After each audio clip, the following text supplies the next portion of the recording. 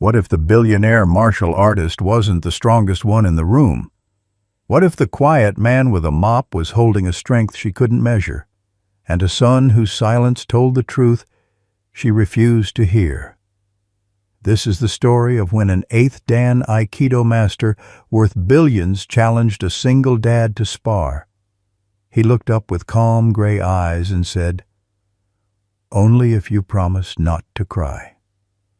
Follow my story to the end and comment the city you're watching from, so I can see how far this story has gone." At precisely 9:02 a.m., the dojo breathed with the scent of cedar and disinfectant. The glass doors closed with a whisper as Clara Vance entered. She never announced her visits. She never needed to.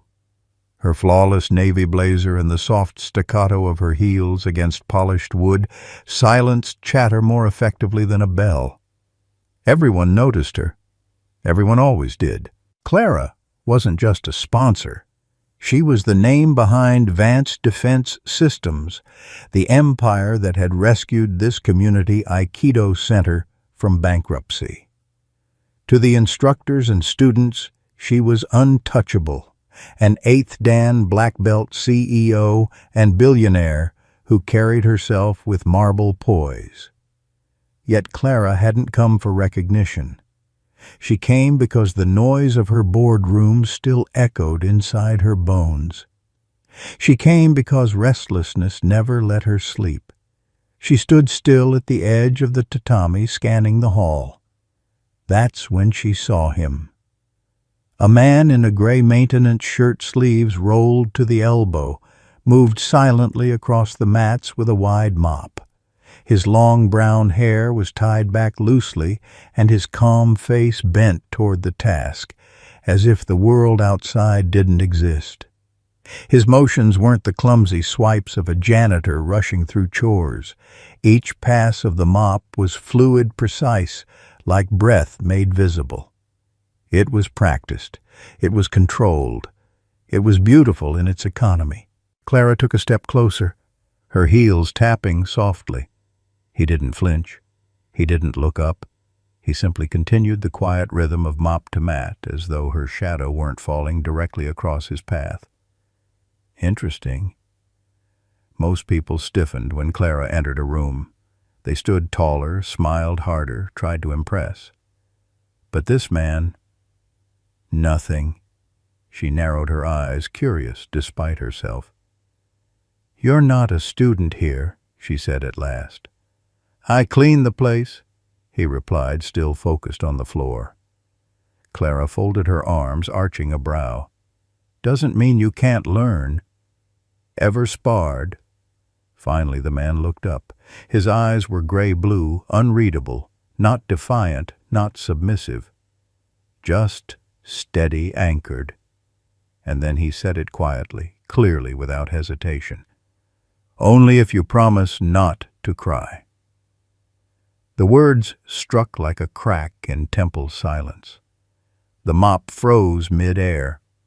One of the younger instructors faltered mid-demonstration, mouth open. Even the director at the front desk turned. It was as if time held its breath. Clara didn't move. Inside, though, the words landed sharp, a sting she didn't expect. Cry. No one dared suggest weakness to her. No one.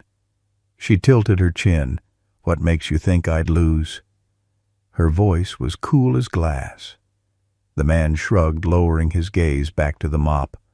"I didn't say you would." His tone carried no arrogance, no mockery, just that same calm. "And yet you warned me." Clara pressed. "I didn't." He pushed the mop again, smooth and silent. "I made a request." Her jaw tightened. Around them, the air was thick-charged, as though everyone in the dojo had felt a tremor only she couldn't name. Clara stared at him, another long 5 seconds. He didn't waver. Then she turned, walking toward the observation area with her spine rigid. She never looked back. but something in her posture had shifted a hairline crack in marble. The janitor, Daniel Cross. That was what the director had called him once in passing. Clara filed the name away, but pretended to forget it. She told herself she didn't care. She told herself she wouldn't think about him again. But she did. Even as she sat at the rear of the dojo, notebook balanced on her knee, her pen tapped restlessly. She wasn't watching the students. She wasn't listening to Sensei Nolan's instruction. Her mind looped back to one line, "Only if you promise not to cry." It wasn't bravado. She knew bravado.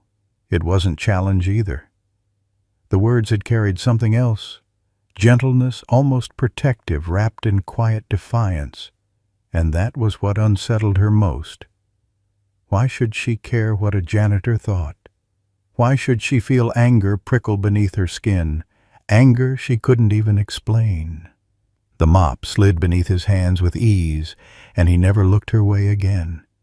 But Clara felt his presence pressing against her thoughts, the way a scar aches in the cold. By the time the class ended, she should have left. She had a calendar waiting, shareholder calls, strategic updates, rehearsals for a keynote speech. Instead, she lingered near the glass exit. The air outside shimmered against her heels, but her eyes drifted back, toward the man at the maintenance closet coiling a hose with the same unhurried grace. And that was when she saw him. Not Daniel, but the boy. A small child with sandy hair sitting cross-legged with a notebook. Drawing. The boy's eyes were solemn, too old for his years. When he caught her gaze, he didn't smile. He didn't even blink. He simply stood, tore the page from his sketchbook, and walked over. His sneakers made no sound. Clara crouched as he handed her the drawing. No words, no explanation. He just turned and returned to Daniel's side. She unfolded the paper. The sketch was simple, childlike but unmistakable. A woman in a dojo hair, pulled tight posture rigid, her face stern, and above her head, not sunlight, rain. Something tightened in Clara's chest. She folded the paper with care and slipped it into her leather folio. She turned heels, striking hard against cedar as she left the building, eyes forward, but thoughts trailing behind her like shadows. For the first time in years, Clara Vance felt unsettled by someone who had no rank, no title, no power, only a mop, a child, and a single disarming line that refused to leave her mind. The silver sedan slid into the narrow parking lot 2 mornings later. Clara Vance didn't normally revisit dojos. Routine was for the undisciplined, she always said. She preferred to rotate between sites, appear when no one expected her, keep everyone sharp. Yet here she was again at Westbridge Engine, ticking softly in the cool air. This time she wasn't wearing heels. She had told her assistant she needed to evaluate instructional consistency. That explanation satisfied them. It always did. No one questioned Clara Vance. Still, she knew the truth. She wasn't here for program reports. She was here because of a janitor who told her not to cry, and a boy who had handed her a drawing that felt like it had come from her own buried memory. She pressed her palm against the steering wheel a moment longer, then exhaled, stepping out. The morning smelled of cedar again as the dojo doors closed behind her. Students shifted nervously, glancing up from their warm-ups. Clara walked with her usual erect posture, but inside her thoughts were tangled. She nearly missed him at first. Not Daniel Ethan. The boy was seated alone on a wooden bench along the side wall, cross-legged sketch pad balanced on his knees. His sandy hair fell across his forehead, and his shoes were scuffed at the toes. The pencil in his hand moved steadily, almost stubbornly, as if he didn't notice the adults around him. Clara's heels slowed her stride, faltering ever so slightly. She would have walked past entirely, but then his eyes lifted. They weren't childlike in the way most 7-year-old eyes were. No awe, no timidity, just presence, unfiltered. "You must be Daniel's son," Clara said softly.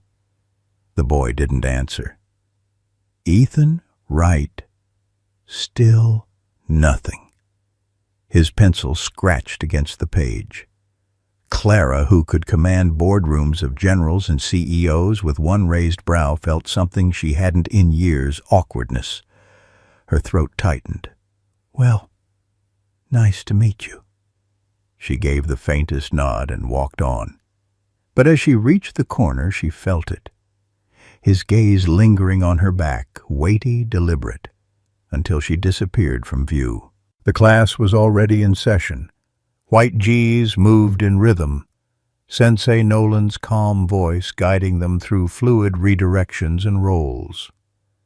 Clara took her seat in the rear notebook balanced on her knee, but her eyes scanned the room for someone else. 20 minutes later, he appeared. Daniel Cross emerged from the side door bucket, rolling 2 folded mats resting across his shoulder. His motions were quiet, efficient, belonging more to the walls than to the people. He didn't stride like a man demanding notice. He simply existed, blending into the silence between movements. When Clara's eyes caught his, he nodded once. Not a smile, not smugness, just acknowledgement. She held his gaze longer than she intended. But he was already looking away, his mop sliding into rhythm along the tatami's edge. Her pen tapped against the notebook, meaningless scribbles filling the margin. For a woman who prided herself on control, Clara hated how much this unsettled her. At lunch break, Clara lingered. She pretended to check flooring near the training ring, pointed out scuffs to the director. Nothing urgent, just excuses to stay close. Her gaze found him again. Daniel sat on the floor near the supply closet, adjusting a ventilation panel with a screwdriver. Ethan sat beside him, sketchpad in his lap, pencil moving steadily. They weren't talking. Every so often Daniel glanced at the page, nodded faintly, then returned to his work. It was peaceful, grounded. Clara had spent her adult life in boardrooms full of men straining to be louder, faster, sharper. She knew the sound of dominance, the crash of egos clashing like swords. This silence wasn't absence. It was presence. It was something she had never quite known. She stood watching longer than she should have. Then she turned to leave. "Miss Vance." The voice wasn't Daniel's.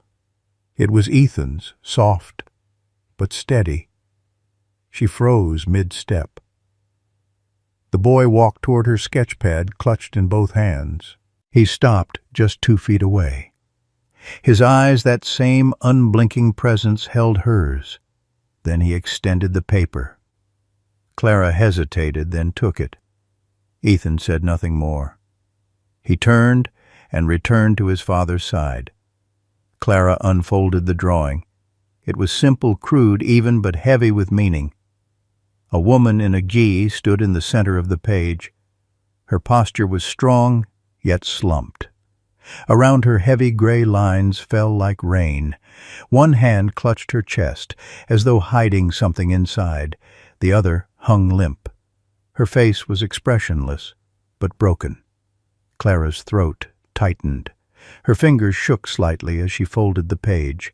She slipped it into her coat pocket as if it were fragile glass.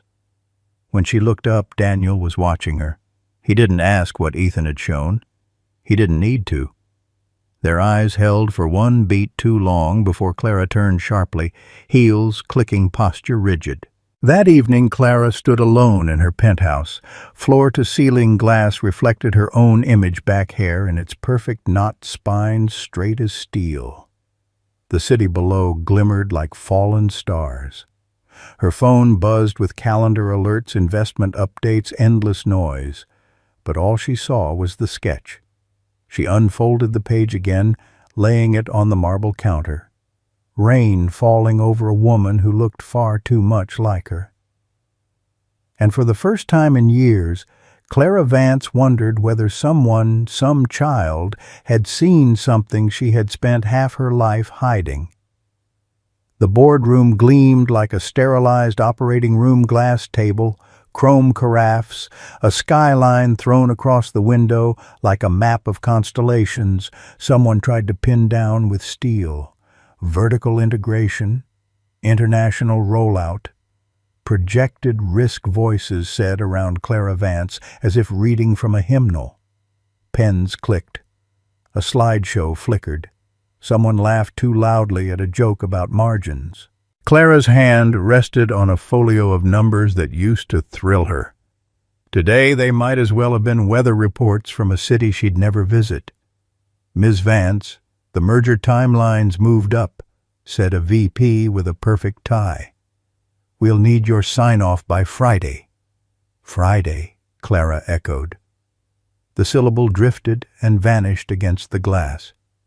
Behind her calm face, something else played on an endless loop. A pencil drawing of a woman beneath slanting lines of rain, and the memory of a janitor's quiet eyes when he said, "Only if you promise not to cry." She looked down and found her pen tapping the page. 3 beats, a pause, 3 beats, as if knocking softly at a locked door. When she noticed, she stilled it at once. Around the table their faces were expectant. She could have navigated this blindfolded. She could have signed, adjusted, pressed forward. But a thought uncoiled in her like steam. You're not here and you know it. The meeting ended on time, as her meetings always did. People stood smoothed jackets, smiled the way people smile when they're close to power. Clara thanked them, voice smooth as silk over stone. The door closed behind the last suit, and the silence that followed was not a relief. It was a verdict. She opened her leather folio and took out Ethan's sketch. The edges were already soft from her touch. Rain sketched in blunt gray, a woman's hand over her heart as if holding in a storm. She placed the page flat on the table and stared at it, until the city outside her window blurred, until memory rose like altitude sickness. The mountain air had been thin that day, so clean it burned. Pines bowed and whispered. Sam had been 16, all elbows and wishbone courage. He'd hesitated at the switchback, mustering a smile to cover fear. "Let's go another day," he'd said. "I'm not feeling right." She remembered her own voice, bright with the certainty of people who have never fallen. "You need to finish what you start, Sammy. Strength isn't a mood." The gravel's sudden hiss, the scrabble of his hands, the way he'd looked back over his shoulder as the ledge crumbled, eyes not angry, not even betrayed, just tired. "I'm not you, Clara." Then nothing. The trail was quiet again, except for the ragged sound of her breath. "Ms. Vance," her assistant said from the doorway, gentler than usual. "The car's ready." She folded the drawing carefully, slid it back into her folio, and nodded. She did not go home. The Westbridge Community Dojo sat in the long afternoon glow sunlight pooling on the lobby tile like warm honey. The air inside held its familiar blend of cedar and clean sweat, soft with the scuff of bare feet. Clara didn't seek permission to enter the equipment hall. She followed the sound of a screwdriver clicking patient metallic sure. Daniel Cross was crouched by an open panel near the floor sleeves pushed to his forearms. A small, tidy row of screws lined the baseboard like silver seeds. Next to him, Ethan sat on a folded mat knees tucked under drawing. He hummed 3 notes, a pause, 3 notes, the same rhythm as her pen had tapped. Daniel glanced up, a quick nod acknowledgment without performance. "Didn't think we'd see you again this week," he said, turning one last screw. His voice had a firefighter's steadiness made to cross a room no matter how hot it got. "I rotate," Clara answered, then surprised herself by adding, "And then I return sometimes." He slid the panel into place and stood. Up close, he was leaner than she'd thought. Strong in a way that suggested old work, the kind that leaves the body whittled but upright. She heard her own voice ask a question she hadn't prepared. "What did you do before this?" He wiped his hands on a folded rag. The pause that followed wasn't guarded so much as careful. He looked at Ethan, at the graphite smear on the boy's thumb, at the small paper nest of discarded sketches. When he looked back at Clara, he didn't blink. "Fire," he said. 12 years. She felt the word more than heard it. "You left." "I did." "Why?" The overhead vent hummed. The mats breathed back a quiet smell of soap and practice. Ethan added a shadow to a line of roof tiles in his drawing and did not look up. "There was a collapse," Daniel said. "No theatrics. Bare plank words laid down between them. My wife was inside." His jaw tightened once, like someone adjusting a load on his shoulder, making sure it wouldn't fall. "I was first on scene." Clara's breath faltered. She had not planned to be the one caught without air. I'm sorry," she said. The words felt too small, but she offered them anyway, the way you offer a hand in the dark. Daniel nodded once, a thank you that didn't require her to carry more. After that, he continued, "I couldn't walk into another burning room, but I could still show up. Here." He gestured to the ceiling, the walls, the hum of the place. "Floors need cleaning. Fans need fixing. Kids need somewhere to be while their fathers learn how not to disappear." Clara turned that over like a smooth stone in her mind. Learn how not to disappear. It sounded like a skill you couldn't put on a resume and couldn't live without. "Does the work feel small to you?" she asked, hearing the steel in her own question and despising it as she did. He didn't bristle. "Small things keep people standing," he said. "Trust me. You notice when the small things fail." Behind him, Ethan set down his pencil and reached into his backpack. He pulled out a pale blue square of paper and began folding crease-turn-crease, every motion precise without being fussy. Clara watched his small hands move. Paper became wings. "Your son," she said quietly, "sees more than most adults I know." Daniel's mouth softened. "He sees what people try not to say." He nudged a coil of cable back into the closet with his foot.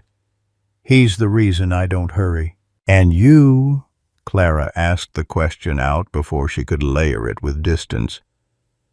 "What keeps you from hurrying?" A ghost of a smile. "People break when you rush them." Clara looked past him to the training hall. Students bowed in pairs, palms brushing the mat with a sound like autumn leaves. She felt a shift, small, internal, the movement of something wedged long ago. The mountain air again, the ledge, Sam's voice. "I'm not you, Clara." She swallowed. "My brother fell," she said, and the words startled her, as if someone else had spoken. She set a hand on the doorframe because she needed the feel of wood to remember where she was. "A long time ago. I told him to be strong." Daniel didn't reach for her story. He didn't ask her to retrieve every shard. He stood where he was, a steady point. Sometimes he said, "Strength looks like stopping." Ethan finished the crane and held it up to the light. He didn't offer it to Clara, not yet, He turned it in his hands, as if asking the paper bird a question, then set it in his lap and began shading a tiny mountain on one wing. "I should go," Clara said, though her body didn't move. "I have Friday." He didn't pretend to know what that meant. "We'll be here," he said simply. She nodded and stepped back into the corridor. The dojo's afternoon breath met her warm and patient. At the front desk, she paused. Her reflection in the glass hair, neat shoulders squared, looked like a woman anyone would bet on. She pressed 2 fingers against the folio at her side, where Ethan's rain-washed drawing rested. The paper answered with the barest crinkle, the way a hand in the dark may squeeze back. Outside, the sky was gold at the edges, city noise softening as if someone turned the dial. Clara slid into the sedan, but she didn't tell the driver to move. Through the windshield, she could see the dojo door, and for a fleeting second the small outline of a boy holding up a paper bird to check its balance. The wings caught the light. "Home?" Ms. Vance, the driver, asked. "Not yet," she said. After a beat, "Tomorrow." She didn't mean the office, and when the car finally pulled away, the feeling in her chest wasn't triumph or dread. It was something stranger, quieter, the sense of a knot loosening thread by thread, as if the story she'd been telling herself about strength was making room for a different ending.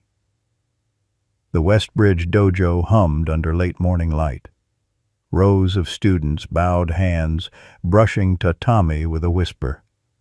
Clara stood at the rear, arms folded, her gaze sharp but distracted. She wasn't here to monitor technique today. Her eyes flickered past the crisp white GIs and landed again and again on the quiet man near the corner. Daniel crossed sleeves, rolled mop in hand, head lowered as though the rhythm of cleaning carried its own philosophy. She'd tried to put distance between them, to file him away like any other detail unworthy of her attention, but his words still pressed into her mind. "Only if you promise not to cry." And worse, the way his son's crude drawing had exposed a storm she'd buried for almost 20 years. She told herself the boy was guessing, that children often sketched rain. But she knew better. "Excellent flow," Sensei Nolan said, correcting a student's posture. He was gentle, steady, the kind of teacher who built confidence grain by grain. Clara respected him. But today her respect was fractured. Her attention was elsewhere, and that was when the disruption came. An older man, stocky, folded arms pressed against his black GI. Sensei Hartwell, visiting from a nearby affiliate, had been invited to observe. He was proud of his lineage, the kind who mistook volume for authority. His eyes narrowed on Daniel, mopping in the corner. His lip curled. He leaned closer to Clara, voice pitched just loud enough for others nearby to hear. "A janitor mopping the mats during a master's lesson. Not exactly the discipline I remember from real dojos." The words cut across the room like a dull blade. Subtle, but enough. A few students faltered mid-step. Clara felt heat flare in her chest. She opened her mouth, ready to snap the man in half with a look, but she didn't have to. Daniel set his mop aside. He rose to his feet slowly, not rushing, not theatrical. His calm presence drew every gaze. He bowed slightly toward Hartwell, his voice low, even. "I'm here to mop floors, not egos." The silence was immediate, thick, heavy. Hartwell blinked, caught off guard. No snappy retort came. No one moved. The air seemed to bend toward Daniel's words, recognizing a kind of dignity that couldn't be manufactured. Daniel picked up his mop again and returned to his work without another word. Clara's heart beat unsteady. She turned back to the class as if nothing had happened. Her voice carried across the room. "Let's repeat the blend from the second grab." The students moved, grateful for instruction to break the tension. But her eyes stayed with Daniel even as her mouth explained technique. Hours later, after the students had left and chatter dwindled to echoes, Clara lingered. The dojo smelled faintly of sweat and cedar oil. Golden beams from the high windows stretched across the empty mats. She stood near the glass arms folded tight, her mind replaying the scene. "I'm here to mop floors, not egos." The line shouldn't have mattered, but it did. It mattered because he'd said it without bravado, without needing to win. She found herself drifting toward the far corner. The mop rested against the wall where Daniel had left it. Almost without thinking, she picked it up. The handle was worn smooth, the wood darkened by use. She pressed the mop head to the tatami, sliding it across. Back and forth. The motion was grounding, soothing, a ritual older than thought. Her breath fell into rhythm. Mop forward, pull back. The sound was soft, almost like a bow repeated again and again. Clara Vance, Billionaire CEO, 8th. Dan, Masterwoman, whose name moved governments, stood alone mopping the floor she once funded. For once, she wasn't thinking about optics. She wasn't thinking about boardrooms or press or power. She was thinking about dignity, about the way some people carried it silently without stitching it to uniforms or plastering it on walls. The dojo was empty, no cameras, no audience. Just her, the mop, the fading breath of the building. When she finished, she leaned the mop against the wall, stood in the center of the mat. Sweat beaded along her brow. She breathed deeply, feeling not the triumph of accomplishment, but a strange calm she hadn't known in years. That was when she saw it. At first she thought it was a scrap of paper caught near her shoe. But when she bent down, she realized it had been folded carefully into a small paper crane. She lifted it delicately. The wings trembled between her fingers. She unfolded it. Inside, in slightly crooked handwriting, were words that stopped her breath. "You lost a match, but not to my dad." Her pulse quickened. She looked around the empty dojo. No one was there. No footsteps. No sound, but her own heartbeat. The note was simple, almost innocent. Yet it carried the weight of truth in a way only a child could deliver. She folded the crane again, cradled it in her palm. Later that night she set it on her penthouse bookshelf beside Ethan's earlier drawing. 3 silent tokens, 2 made of paper, 1 etched into her memory. Together they spoke louder than the voices of her entire board. And for the first time in years, Clara allowed herself to wonder maybe strength wasn't about how much you could carry. Maybe it was about how gently you could put something down. The storm came in the middle of the night, not outside, but in her chest. Clara Vance jolted awake, sheets damp against her skin, the penthouse air conditioning humming too softly to dry the sweat streaking her temples. The city skyline winked through the glass towers, lit like watchmen. But all she could see was the mountain. The trail twisted back into focus, the pine-scented wind cutting sharp in her lungs. Her younger brother Sam, walking ahead, nervous energy in every step. He was 16, still growing into his body, and she 10 years older had believed discipline could shape him like steel in fire. "Let's go another day," he'd begged, his voice cracked with the effort of masking fear. "Please, Clara, I don't feel right." She had smiled the way only the confident can. "Strength doesn't come from comfort, Sam. You need to finish what you start." She could still hear the crunch of gravel loosening the sharp cry, his arms flailing against the sky. She had turned just in time to meet his eyes as the ledge gave way. They weren't angry. They weren't pleading. They were tired. "I'm not you, Clara." Then silence. A silence that had lasted 18 years. She pressed her palms hard against her face, forcing herself back to the present, but the memory refused to let go. The storm had found her, and it wasn't leaving. At dawn, Clara drove. She didn't plan her route. Her car seemed to know where to take her. The dojo was empty when she arrived, mats, untouched windows breathing in soft gray light.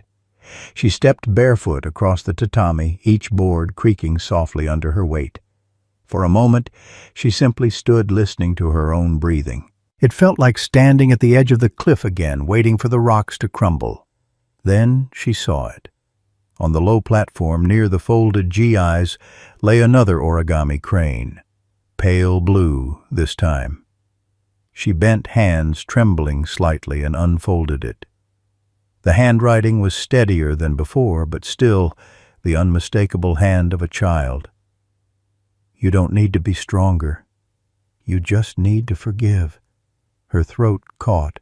She sat down on the mat, the paper crane curling gently in her palm. The dojo smelled faintly of cedar and soap. The world outside hadn't woken yet. For the first time in 18 years, Clara whispered the words she had never allowed herself to say. "I'm sorry, Sam." The sound wasn't loud. It wasn't even steady. But it was real. Her voice cracked against the silence, a small surrender finally admitted to the empty air. She bowed her head, not in ritual, but in grief. Later that day, the dojo was alive again, students practicing roles, instructors guiding with steady hands. Clara sat at her usual place, back rigid expression composed. Yet her eyes kept straying toward the maintenance corner. Daniel Cross was kneeling by a loose hinge, adjusting it with methodical care. His son Ethan sat cross-legged, sketchbook open, tongue pressed to his lip as he shaded the outline of a figure. The boy didn't look up, but Clara felt the weight of his presence like a hand on her shoulder.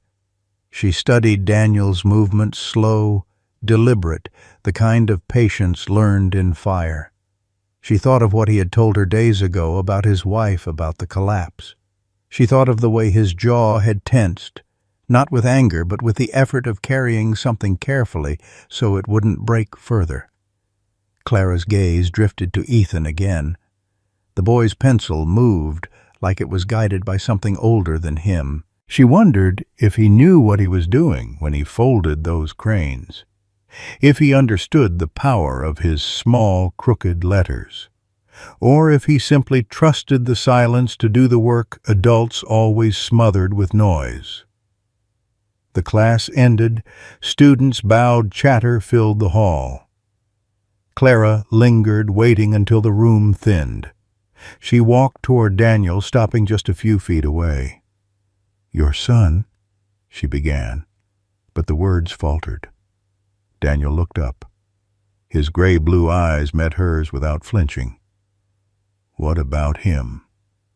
Clara swallowed. "He sees things."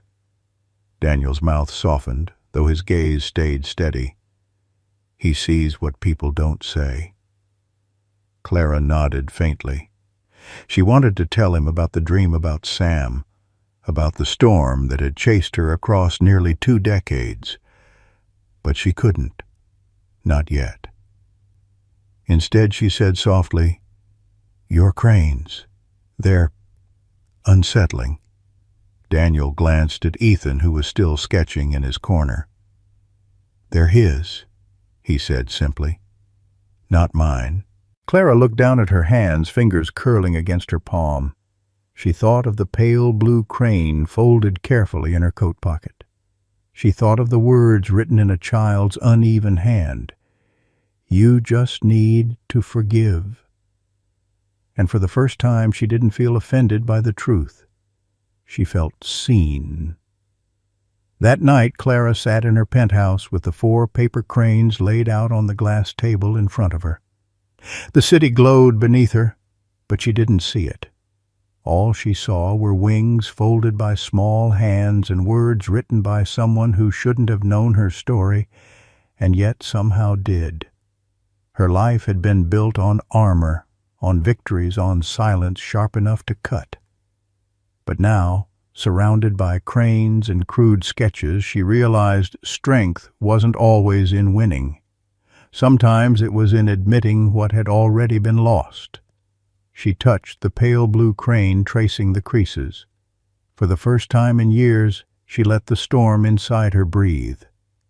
Not enough to drown her, just enough to remind her she was still alive. By late afternoon, the dojo was a bowl of warm light.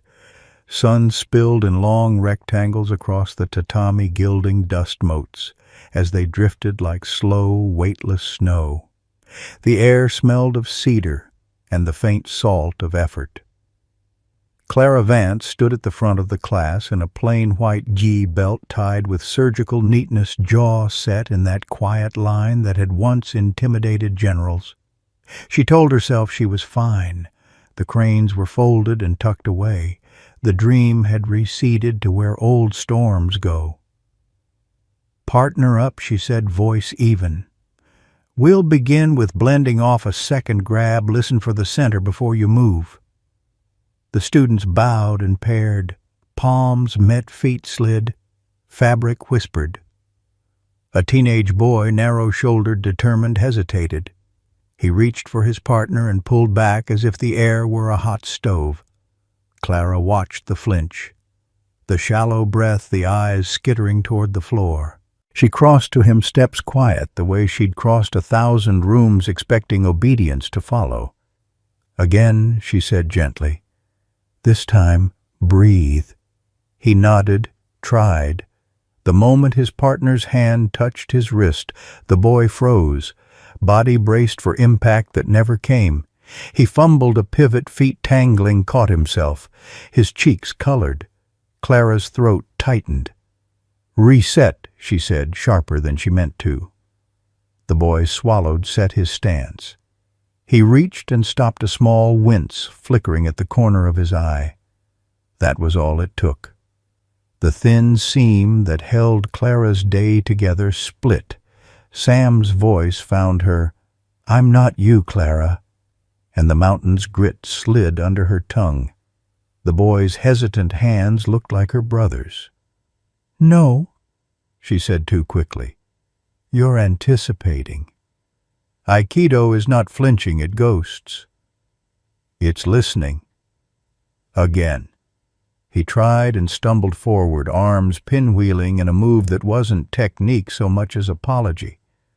The fabric hissed against the mat. Other pairs slowed, heads turned. The room listened not with ears, but with nerves.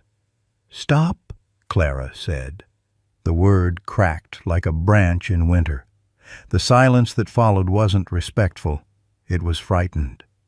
The teenager's gaze dropped shoulders, hunching as if he could make himself smaller than the scolding. Clara felt her breath climb her chest and stick there hot and mean. This was not who she was on the mat, and not who she wanted to be anywhere. From the doorway, a voice traveled in like cool water poured down a heated blade. "Seems like the floor doesn't need cleaning today." Clara turned. Daniel Cross stood there with a folded towel over one shoulder, a spray bottle in his hand, not crossing the threshold, not challenging. His gray-blue eyes were steady. The smallest hint of a smile tugged at them, not at her expense, but as if he were speaking to the room's nervous system, rather than its ranking belt.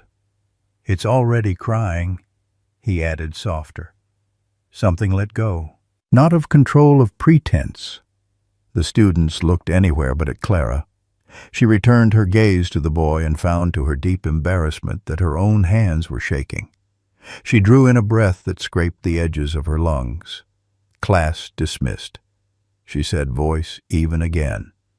"Work repetitions at half speed, then stretch. I'll see you tomorrow." No one argued. The bow was scattered and grateful. People filed out murmuring, Someone cracked a joke to crack the tension. The sound fell flat. Clara walked not fast, not slow into the back corridor, and as the door swung closed behind her, the performance slid off her like a heavy coat. She leaned her back to the cool wall and the tears came, not wrenching, not loud, but clean as rain through a dusty screen. 18 years of holding her breath met a hallway with no witnesses. She cried the way strong people cry when the room finally stops measuring them. She thought of Sam, a boy's thin wrists, stumbling feet that were trying and terrified. She thought of all the times she'd called fear a weakness instead of a weather report. The hallway hummed with the building's exhale. Somewhere an old vent ticked as it cooled. The door opened a crack and closed without a latch clicking. A paper rustle touched the air, a whisper of wings. Clara pressed her palms to her eyes, once more inhaled to steady herself, and when she pulled her hands away, a small yellow shape sat at her feet just inside the line of light on the linoleum. A crane. She crouched and picked it up, fingers careful as if the slightest rush might tear it. She knew whose hands had made it. She could see the imprint of them in the neat, earnest creases. She unfolded the bird with the reverence of opening an old letter. Inside, in blocky print, tilting uphill, a message: "You were loud because you were scared." On one wing, penciled so lightly, she almost missed it, a single tear. Clara closed her eyes. The paper was soft from being handled as if Ethan had held the little bird a long time before deciding to let it go. She folded it again and cradled it in her palm. There was no accusation in the note, and perhaps for the first time since the mountain, she didn't load it with one. It read like recognition. Like a hand squeezed twice, I see you. You're here. She washed her face at the tiny sink in the janitor's closet because it was nearest, and because the water came out cold, pure. She caught her reflection in the spotted mirror and did not reprimand it. She only watched the woman there breathe until the pulse in her neck calmed. By the time she returned to the mat, the students were gone. Empty space met her supple and forgiving. She stepped to the center, bowed to no one, and felt the bow back. A soft scuff announced Daniel before his voice did. He didn't come close.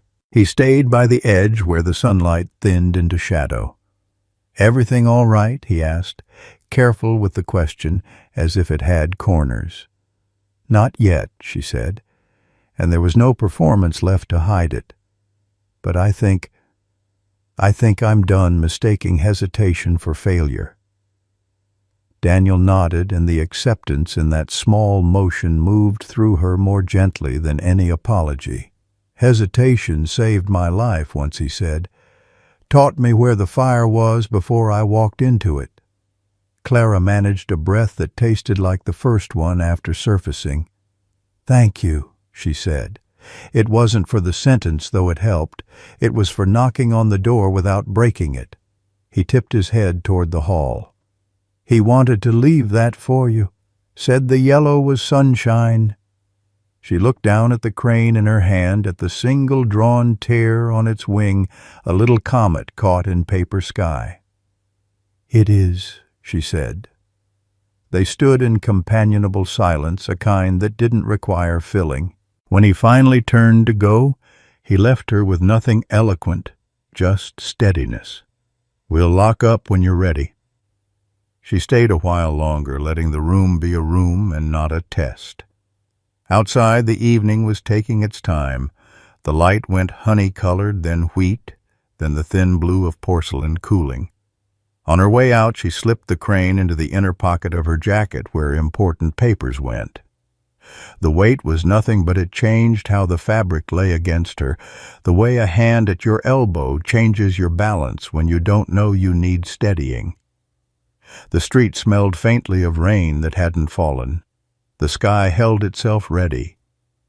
She walked to the car without hurry, the corridor's coolness still on her skin, the boy's handwriting warm in her chest. Tomorrow would bring whatever it brought students and their tremors, mats and their memory, a mop, leaned against a wall like a patient instrument. She did not try to script it. She only knew this: she would step onto the floor with a quieter mouth and a better ear. She did not yet know how absence could reshape a room. She would learn soon enough. 3 days passed. At first Clara barely noticed.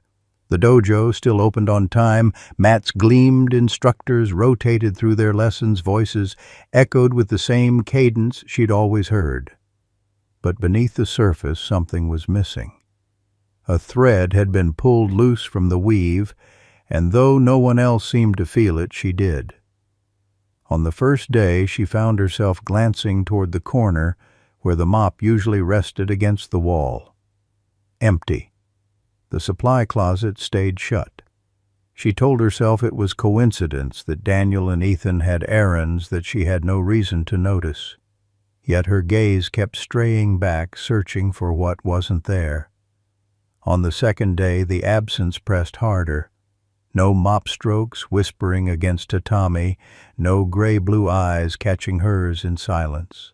No small sneakers padding across the floor to hand her folded paper or drawings that cut sharper than any blade. The corridors echoed hollow. She told herself it didn't matter. She had a business to run, a reputation to uphold. But her thoughts betrayed her. They kept circling back. By the third morning she woke earlier than her alarm, restless. She didn't bother with her usual routine of checking overnight messages or scheduling briefings.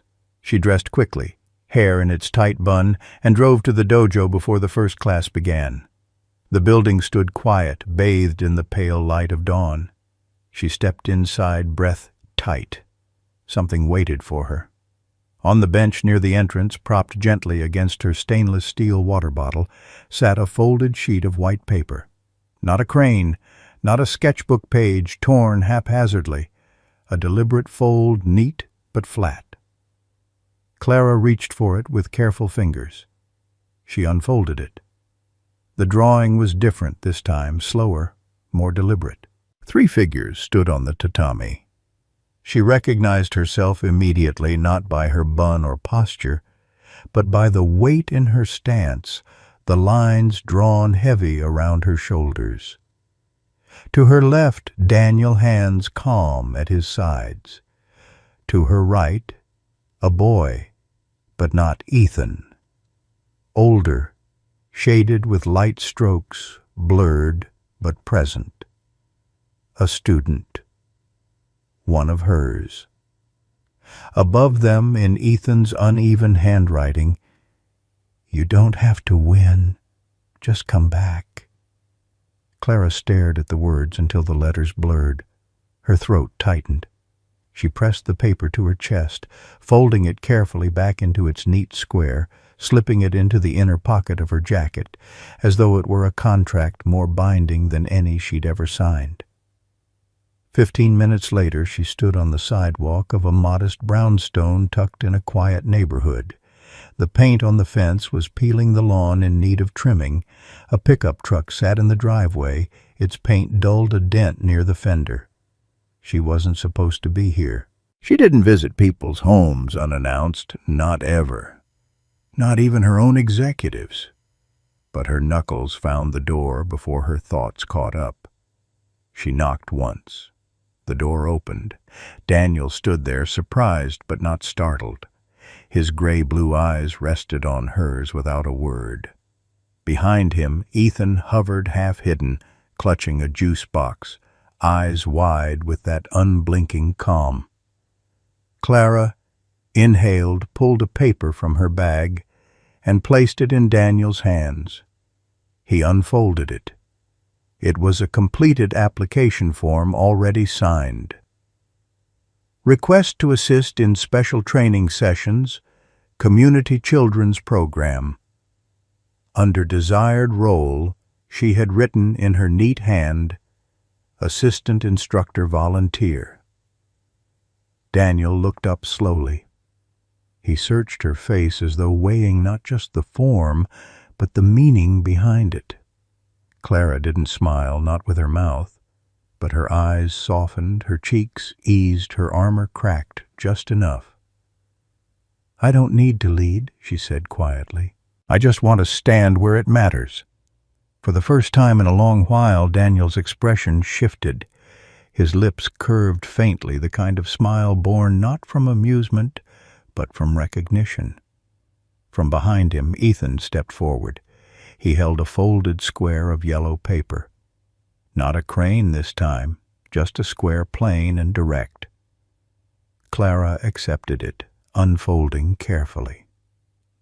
Inside, in large block letters written with the uneven hand of a child, "This is the part where you bow."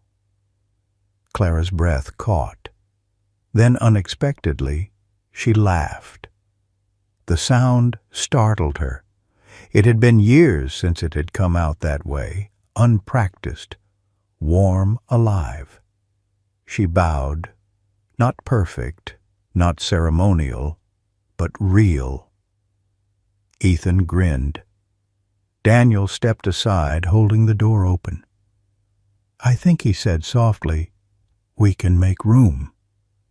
Clara walked through the doorway without another word, and for the first time in as long as she could remember, she didn't feel like she had to prove her place to enter a room. That evening the dojo lights glowed soft as she stood barefoot on the tatami. Daniel knelt organizing mats. Ethan sat cross-legged nearby, sketching again, his pencil whispering across paper. There were no cameras, no executives, no shareholders waiting on her word. Only 3 figures preparing quietly. Clara bent down to help Ethan with a stack of small practice pads. "Who was the boy in the drawing?" she asked, gently. Ethan didn't look up. His pencil never stopped. "Someone waiting for you to come back." Clara blinked. She didn't press. Some lessons, she realized, weren't meant to be explained. They were meant to be felt. The dojo smelled of fresh tatami and tea that someone had steeped too long in the back room. Clara Vance stood barefoot near the edge of the mat, dressed in a plain white gi with no insignia, no rank.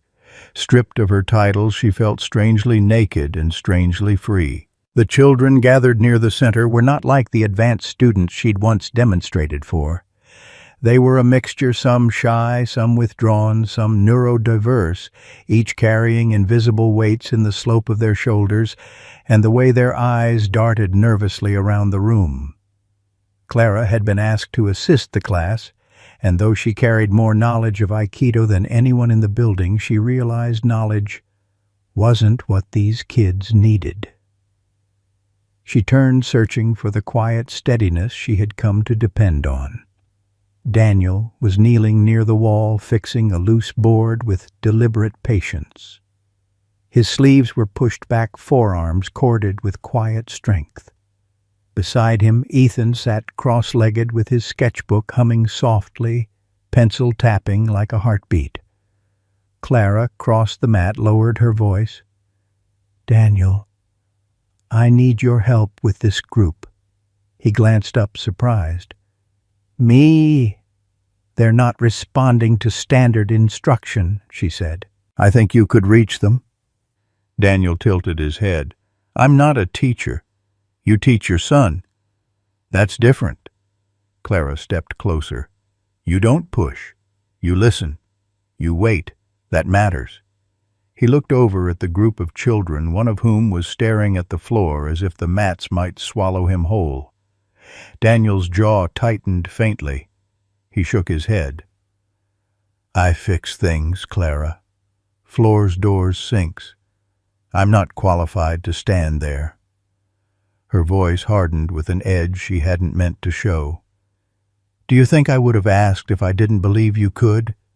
She paused, breath catching. "Or is it that you're afraid to be seen doing something that matters?" For a moment his eyes darkened, not in anger, but in something closer to sorrow. "Some things don't need to be seen to matter," he said quietly. Clara's chest tightened. She didn't know if it was his humility or her pride that stung worse. Her mouth opened to argue, but before she could, a small hand slipped into hers. She looked down. "Ethan."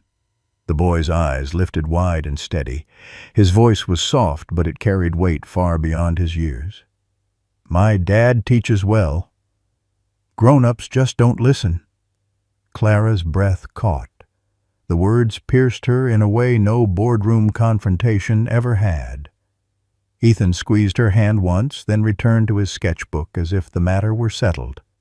Daniel watched the exchange, his expression unreadable. Lines around his mouth softened.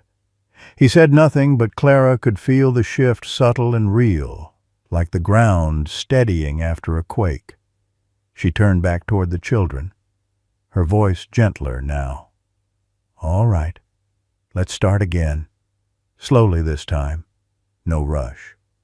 The boy, who had been staring at the floor, lifted his eyes hesitantly. Clara offered her hand. He flinched, then took it.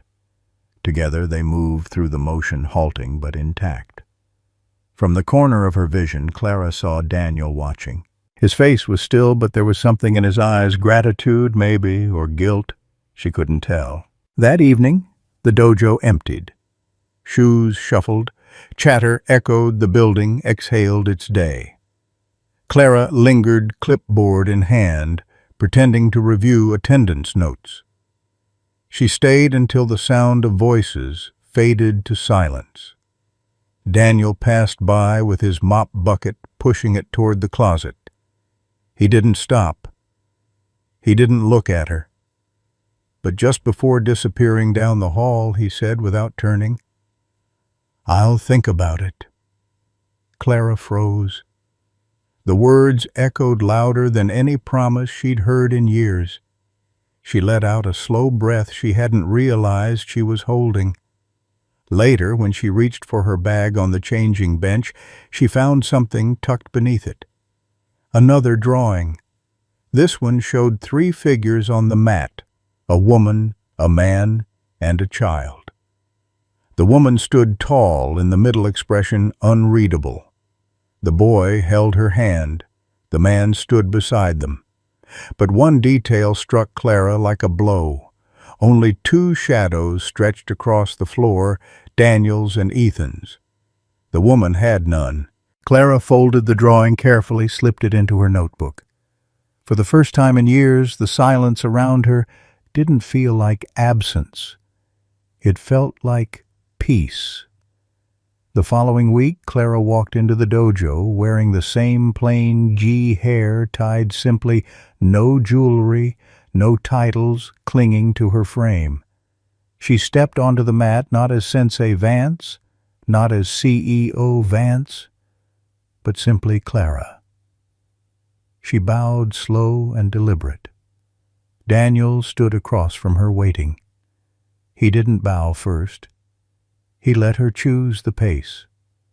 For once, she did. Evening settled on the dojo like a warm hand, and the last of the children's giggles thinned into hallway echoes. The mats held the day's memory footprints pressed faintly in the weave a scuff, where someone had learned how to fall and stand again. Clara Vance tightened the knot of her plain white belt and stood facing Daniel Cross. No insignia, no titles, just breath. "Ready?" he asked. She nodded a small, unhurried bow. "Ready." They began with distance, not the measure of feet, but of history. Clara stepped into the space between them, the way a diver reads the surface before cutting in, chin-level shoulders. Loose eyes softened so she could see more than edges. Daniel shifted weight like a tree, adjusting to wind rooted without stiffness. Their hands met lightly, palm to wrist. Not a clash, but a question. "Where are you?" Clara moved first a testing spiral, the kind that had thrown men twice Daniel's size before they knew they were airborne. Daniel yielded not with the collapse of someone giving up, but with the precision of someone saying, "You don't have to push that hard. I'm already moving." His redirect flowed under her technique like groundwater under stone, difficult to see until you felt it cooling your steps. She smiled without meaning to. "You're not where I expect." "Expectation's a doorway fear likes to stand behind," he said, voice even. She fainted right. He caught the intention in her shoulder before her foot committed. He went to blend, and she pivoted, drawing his center, offering a throw she had drilled since the year she learned to command a boardroom. He didn't fight the arc. He rode it to the mat and tapped palm crisp against tatami, then rolled up with a small grin that felt like a secret between colleagues after a long meeting.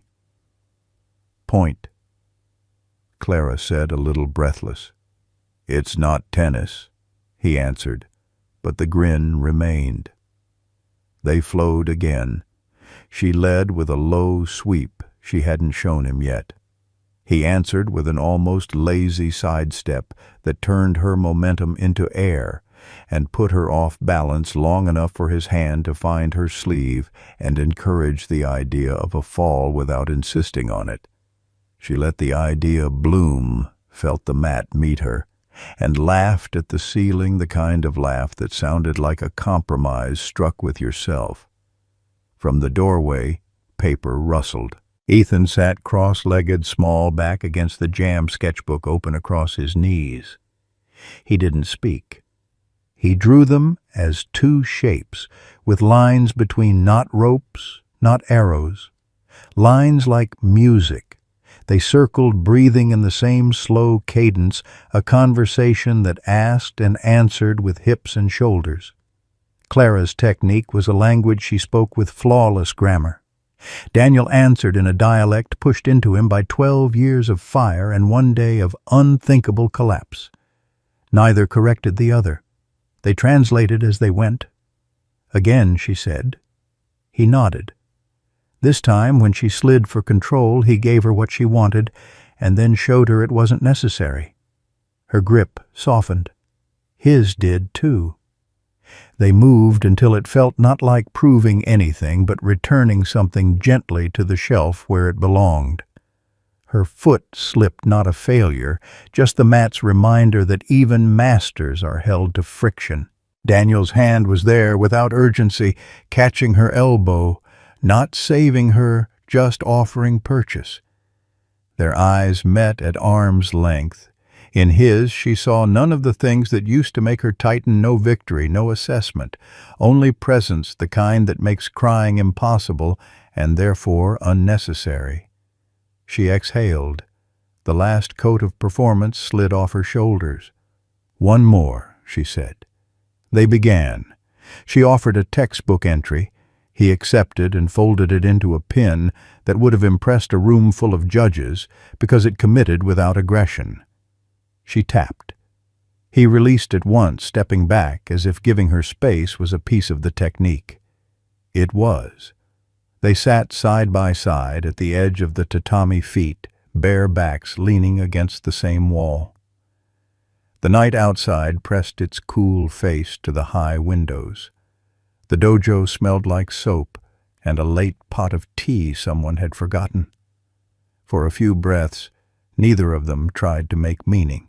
They let the sweat on their forearms dry to a salt-lit sheen. Daniel broke the quiet, first not looking at her. "Do you ever wish you could win?" He let the question sit there, simple as a glass of water on a table between friends. "Just once. Against me." Clara turned, studied the sharp line of his cheek and the gentler one beside it. The past rose boardrooms, the mountain, the boy who flinched earlier that week. She could have said something clever. She didn't. "No," she answered, surprising herself with how easily it came. "I just want to stop losing to myself."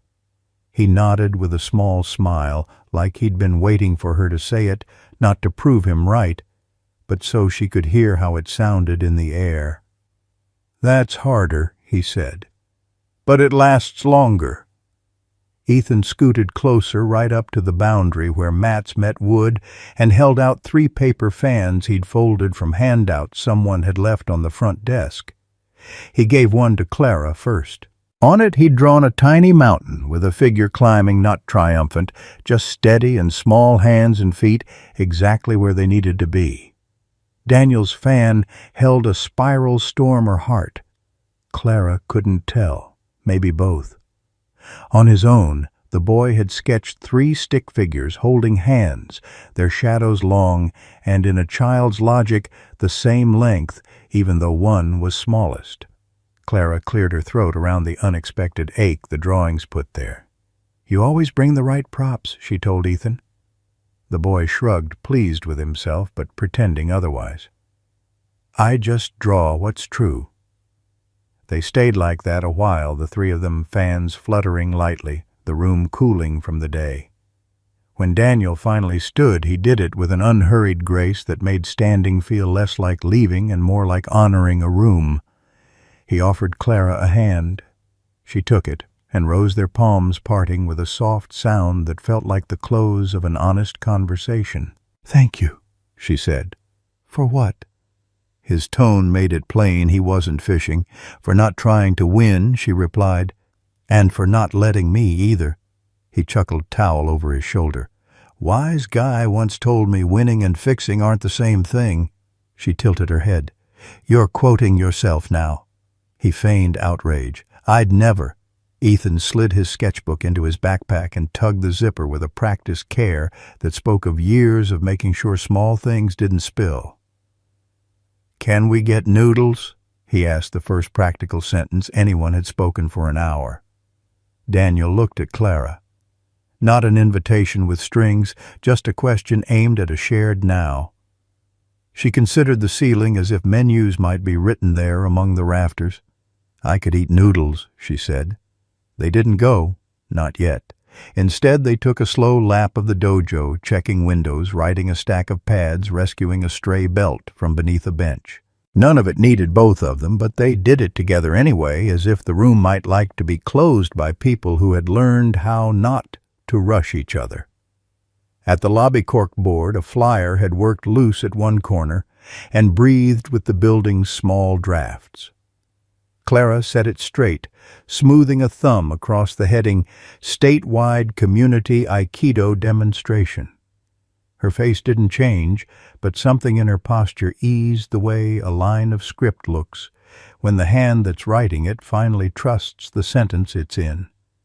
She flicked the edge of the paper once and stepped back. Tomorrow, she said, not to make a plan, but to let the day know it had a next chapter. Daniel turned off the last light, leaving only the blue from the parking lot to glaze the mats. Ethan held the door solemn in the way children are when they know closing a place is not the same as ending it. They walked out together into air that smelled like new rain, considering its options. On the threshold, Clara glanced at the flyer again through the glass. She didn't need a stage to know what had shifted. But if a stage appeared, she suspected she might finally know how to stand on it without armor. Outside, someone somewhere slammed a car door. Laughter drifted from the diner up the block, and the city went on being a city. Inside, the mats kept their quiet promise. Tomorrow, this room will still catch you. The city gymnasium smelled of varnished wood and anticipation. Fluorescent lights hummed overhead, casting their pale glow across rows of folding chairs, already filling with parents, curious onlookers, and the occasional martial artist dressed in a crisp G. The banner strung across the stage read in bold black strokes, "Statewide Community Aikido Demonstration." Clara adjusted the knot of her belt, her fingers betraying a faint tremor. For years she had addressed investors, commanded boardrooms, and wielded the authority of wealth and status without hesitation. Yet standing here in a plain gi with no titles, She felt exposed in a way that those stages never achieved. Daniel leaned against the far wall, arms folded, watching with a calm steadiness that made the room's chaos recede. Ethan sat beside him, sketchbook balanced on his knees, pencil darting with quick strokes that captured everything, the nervous tilt of his father's shoulders, the curious bend of Clara's head as she scanned the crowd, even the glint of light off the polished hardwood. "Don't look so terrified," Daniel murmured as Clara passed near him. "They're just people," she offered a thin smile. "So were shareholders. And you handled them." His tone was matter-of-fact. "This is easier. These ones actually want to be here." Before she could answer, the announcer stepped up to the microphone. His voice boomed, bouncing across the rafters. "Ladies and gentlemen, thank you for joining us tonight for an exhibition of Aikido from dojos across the state. Our first demonstration will feature Clara Vance." A ripple moved through the crowd. Clara caught it, whispers, double takes, recognition. The name still carried weight. Some muttered admiration, others skepticism. She forced her steps steady, moving toward the center of the mat as eyes followed. She bowed. The hall quieted. Daniel pushed himself off the wall, stepping forward. His GI was plain sleeves, a little too short belt, showing wear from years of hands pulling it tight without ceremony. He joined her on the mat, bowing as well. The announcer's voice carried again. Her partner for tonight's demonstration, Daniel Cross. If Clara's name caused ripples, Daniel's caused silence. No one knew him. No one recognized him. He was simply a single father in a G that had seen more washing machines than judges' panels. But his calm presence radiated in a way titles couldn't replicate. The referee called Hajime.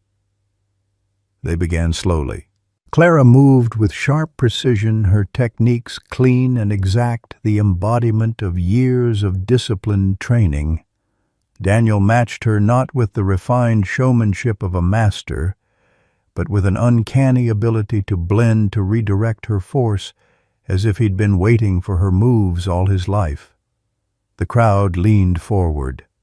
Murmurs turned into gasps when Clara attempted a throw meant to display her control.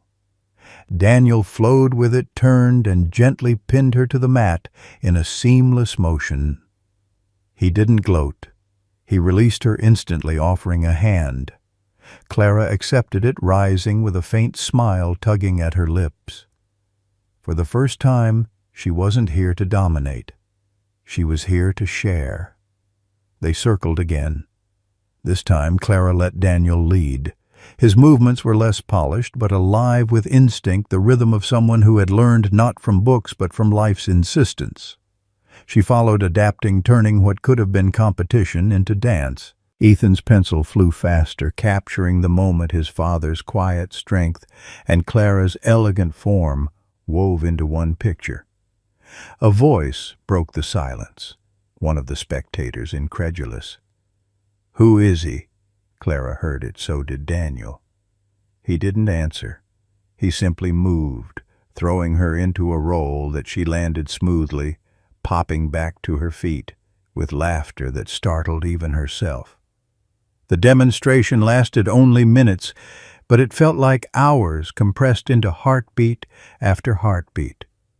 When the referee finally called an end, the crowd erupted, not polite applause, but the kind that rises when people witness something they didn't expect.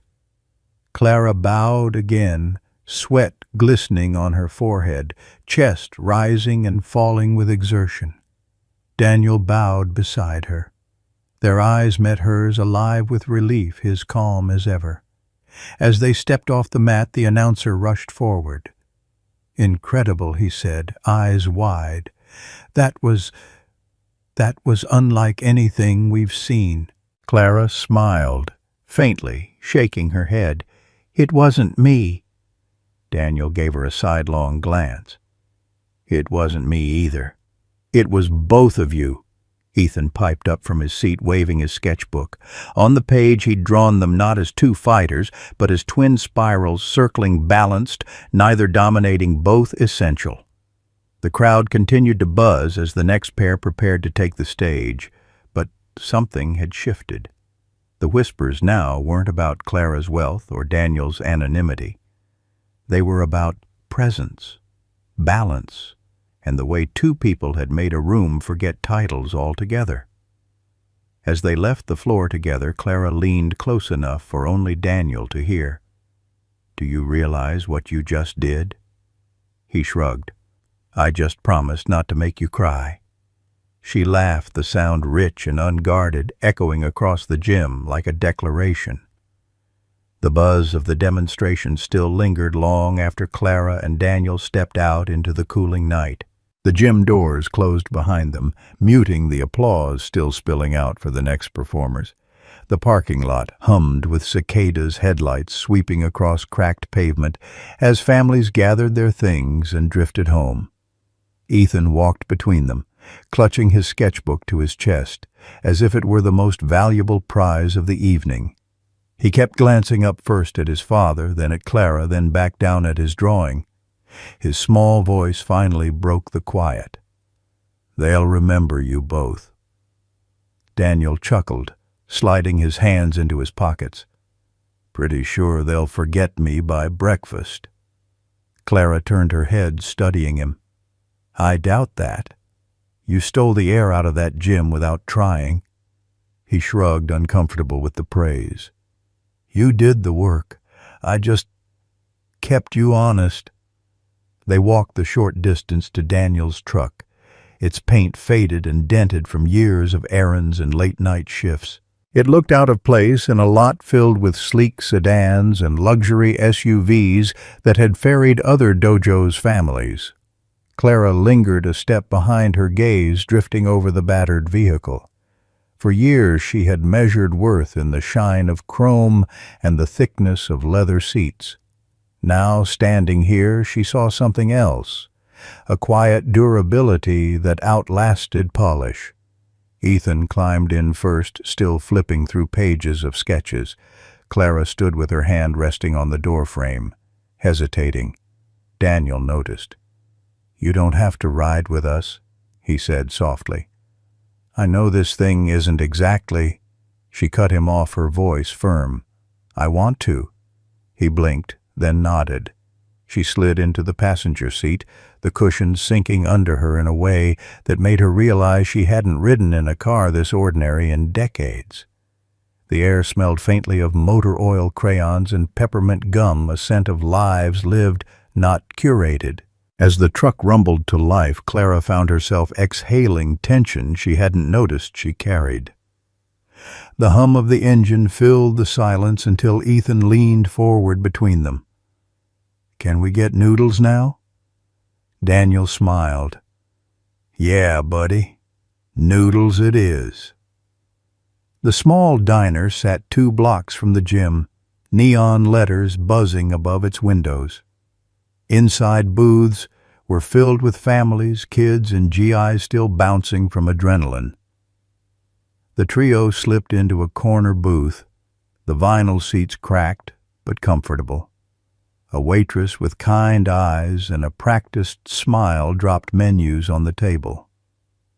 "You two were the talk of the demonstration," she said, nodding at Clara and Daniel. "Never seen a pair move like that."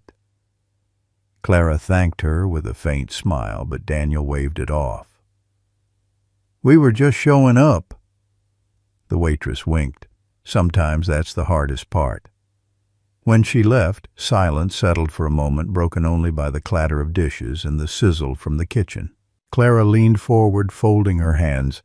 "Daniel, why do you hide it?" He looked up from the menu. "Hide what?"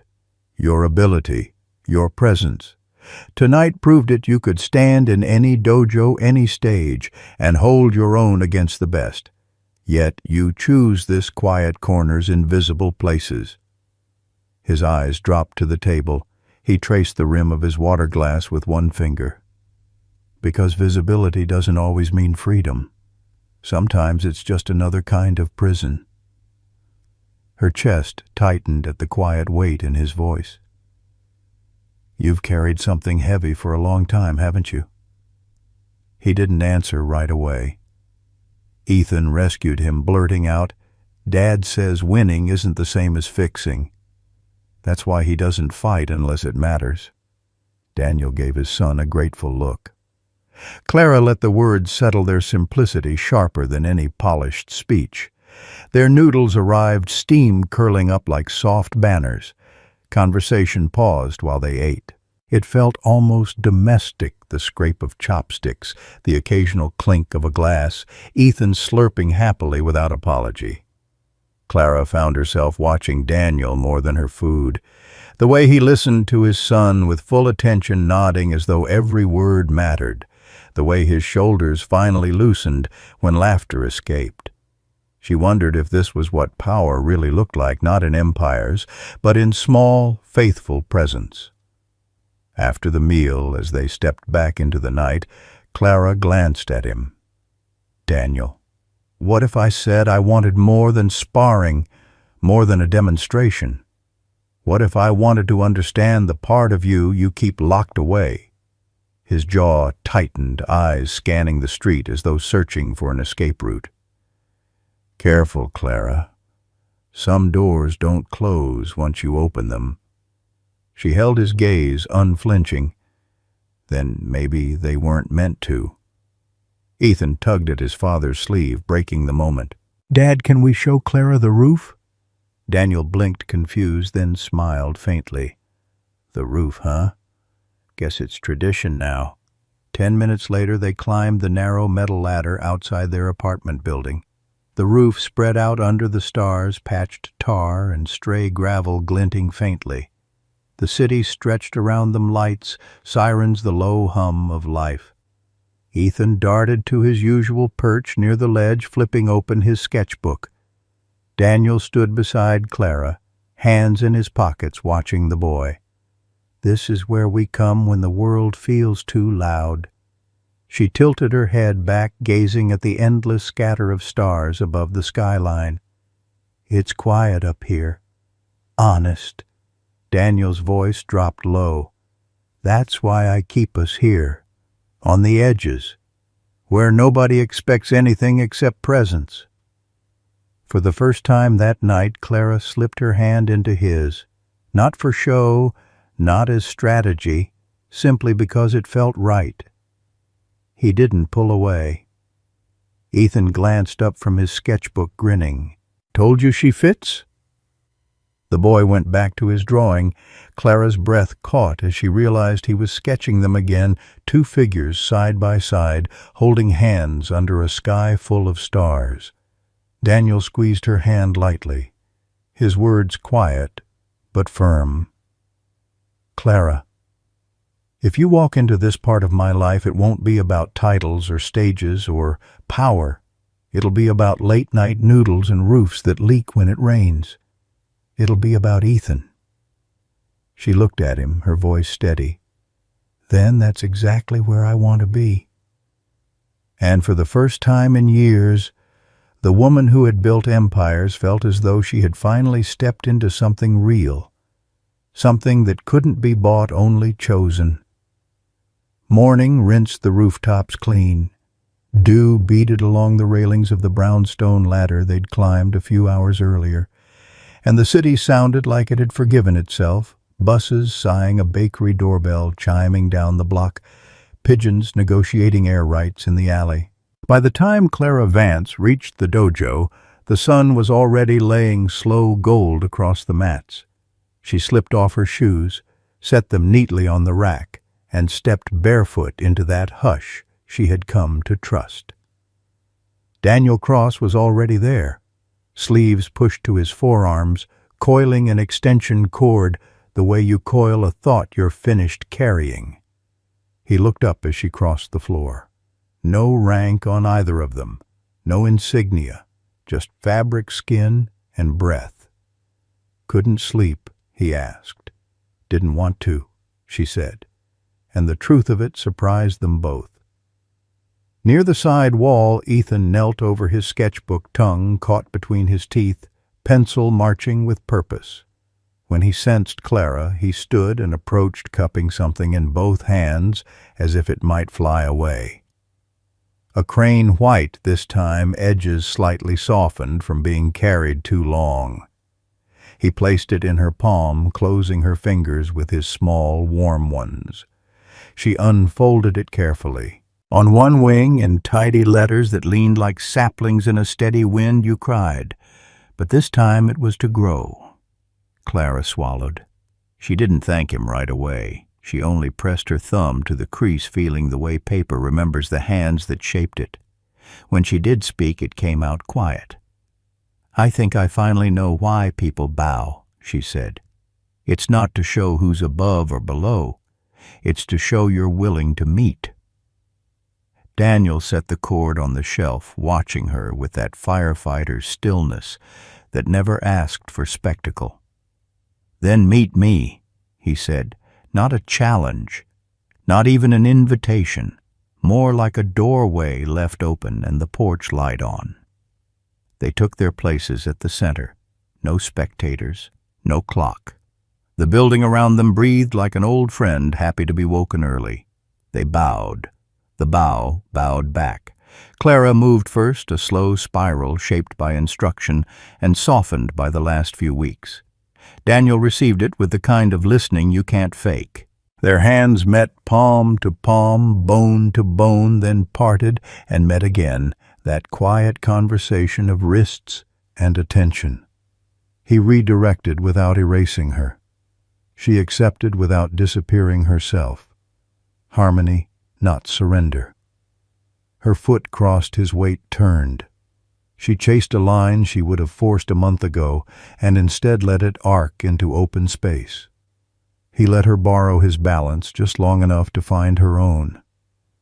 When she misread his shoulder and started to insist on a throw that wasn't there, she heard the old voice that used to run her finish, "What you start," and chose a different ending.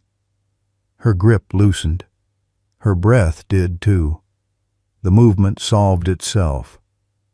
They traded places. Daniel entered not hard, just sure, and when he found her center, he didn't pin it like a specimen. He set it down, then stepped back the way you return a fragile thing to the shelf it belongs on. She tapped a soft acknowledgement. He released, already gone. From the corner, Ethan drew lines that were less like bodies and more like weather, two currents in a river, deciding together how to go around a rock. Every so often he looked up to check whether truth still matched his pencil. It did. Again, Clara said, smiling. This time she tried a sweep he'd learned to respect, and he answered with a blend that would have put her on her back last month.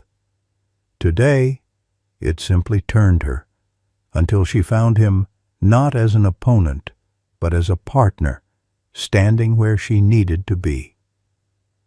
They laughed, a sound that landed like sunlight on wood. They worked in and out of contact, and the room changed with them. The boards under the mats stopped feeling like a stage and started feeling like a porch. The high windows hummed with new traffic outside, but the dojo kept its vow here. Time slows until it matches breath. It was not a fight. It was not even practice for a fight. It was a choice, two people deciding for 1 hour to move through a world without breaking it. She pinned him once clean textbook, and when he tapped, she felt no surge of victory, just the quiet pleasure of having chosen the exact amount of strength required, and not 1 ounce more. He caught her later with a simple entry that made her laugh because it was so obvious she'd have argued with it yesterday and accepted it now. When he let her up, they stayed close for a beat longer than technique demands, their forearms resting side by side, warmth buzzing in that notch between elbow and wrist where touch feels most honest. They ended because the hour did not, because there was anything left to prove. They sat at the edge of the tatami legs, out feet bare backs, against the same wall that had heard so much of their old stories. Clara ran a palm along the woven mat, feeling the faint ridges the way labor leaves texture. "I thought strength was a straight line," she said at last. "From start to finish. From fear to victory. But it isn't, is it?" Daniel considered. "I used to think it was a door you kicked in. Turns out it's a hinge you oil." She laughed, and the sound didn't echo. It soaked in.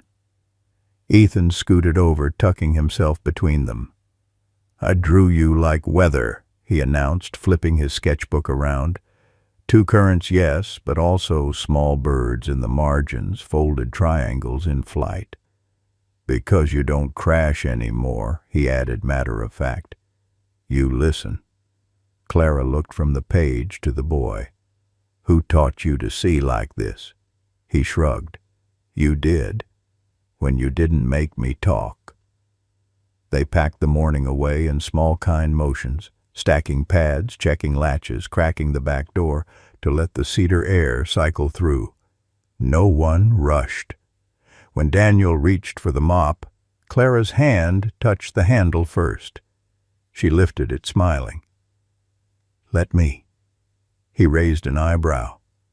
"You're overqualified." "I'm finally qualified," she said, and the stripe she drew down the mat was straight enough to count as a sentence. They left the floor better than they found it. That was all. That was everything. At the doorway, Daniel hesitated. Not out of doubt, out of respect for thresholds. "Clara," he said, "name like a full stop. If we step off this mat and keep choosing, it won't be fireworks." "I've had fireworks," she said. "They're loud and gone." She tipped her head toward Ethan, who was busy corralling a runaway roll of athletic tape.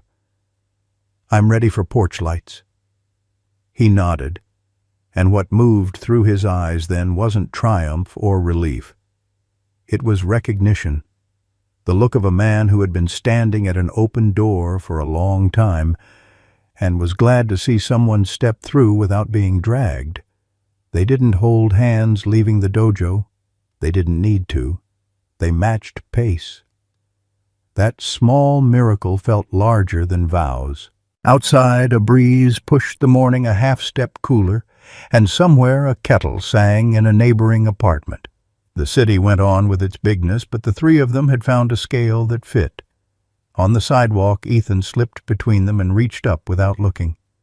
Two hands found his. Three shadows stretched in front of them, different lengths, same direction.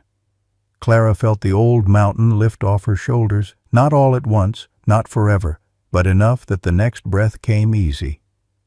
They turned the corner toward late breakfast, toward noodles probably, and a hardware store stop for a hinge Daniel wanted to replace, and Clara realized something simple that had taken her decades healing isn't a headline. It's a series of choices you keep making when no one's clapping.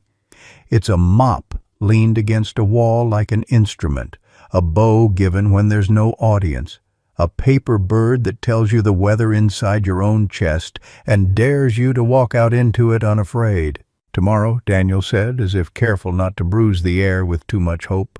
"Tomorrow," she answered, and for the first time she wasn't racing it. She was walking toward it, found rather than chasing. Word count 1083.